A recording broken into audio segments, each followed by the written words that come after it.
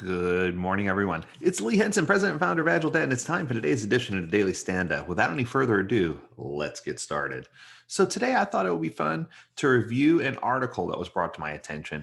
It was called the Top 6 Ways to Achieve Agile Success. Now, these aren't necessarily ones that I've picked out, and this is my first time walking through and reviewing the article, but I thought it'd be fun to review it live with you. Let's go ahead and dive in and see what we got. So, number one says, guide, don't manage. Oh my goodness, let me tell you, I can relate and I agree. You should encourage people to do what's right. You should encourage teams to self organize, let them make their own decisions. It doesn't necessarily mean that there's no direction or there's no boss. Just like I say all the time, there's only one thing worse than some direction, and that's no direction. And everybody knows there's only one thing worse than no direction, and that's one direction. They're horrible. Anyway, that's your music joke for today. But in some ways, the team needs to be autonomous. They don't necessarily need a boss. They need a leader. They need a guide. They need a coach. They need someone who's going to just get them to where they need to be and help support them without enabling them. And I think that's the key there. Uh, Tip number two is to involve everyone. This is the big one. I can't tell you how many times I go into an organization and you see that there are only a few select people, the dev lead or other people who are always involved, the architect, but then the core teams just aren't involved at all. Even when it comes time for the demo, I see a lot of times where the product owner goes up and does the entire demo themselves, and the team doesn't get a chance to participate or showcase the things they're so proud they've built. It's frustrating. And I think that we need to make sure we're involving everyone from end to end on the spectrum, whether it's a regular drop-in session, or whether it's, hey, just checking in to see how things are going. I think everyone needs to have an equal voice and everyone needs to be involved. Coming in at number three is trust and be trusted. I tell people all the time that I come into a relationship by giving you implicit trust. I trust that you're going to do the right thing. I trust that you have my best interest in mind. I trust that we're going to work together. I trust that everything's going to work out. And I think that all too often we don't come in with that trust mindset. If you trust people, then you're bound to be trusted. You get this culture of trust that's built, and you have an open door, open office policy, whatever the case may be, where people can check in with you and make sure you're checking in not just on whether things are getting done, but check on personal well-being of people. Celebrate their successes with them. Talk to them about what motivates them, what drives them, what gets them to where they need to be. Next, on number four on the list, is be honest, transparent, and open-minded. This is one that probably is my favorite of the entire list so far. You know, any organization that claims to be agile has to continue to try to strive to do better. They have to find better ways to do things.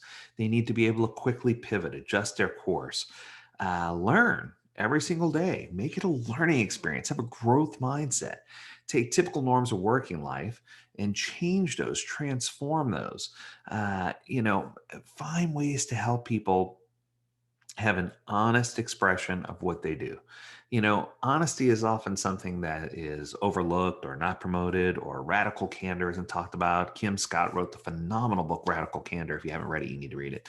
It's a great way for us to understand that if we're open-minded and we're honest and just really transparent, that's where the heart of the work gets done. That's where we start seeing big changes, and that's where we start seeing things happen.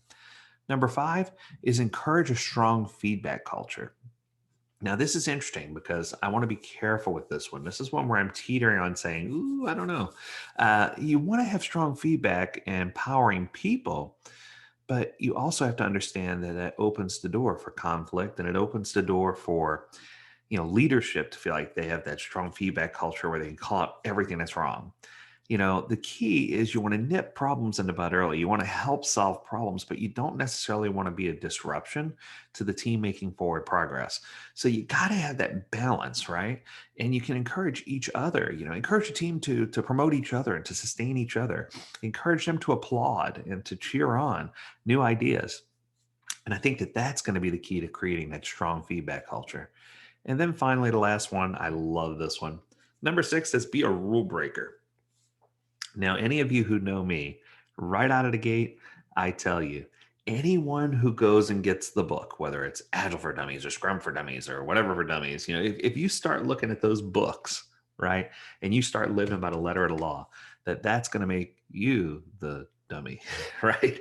I think that if you don't know how to think outside of the box, if you don't bend the rules to solve the problem, if you're not innovative, if you're not trying to create new paths and blaze new paths to solve problems, if you don't have a strong agile mindset, if you only do what you're told, if you're never overly productive or creative, if you're not creating your own structure and trying to figure things out, I want to be clear. I'm not telling you to abandon all Scrum rules or Agile rules. What I'm telling you is you need to be willing to be flexible, to find solutions that work for your organization, that promote the environment of psychological safety, that promote radical candor, and that help you be successful. These are the keys that are going to help you really energize your organization. These are the keys that are going to help leadership feel like they have some form of collective synergy.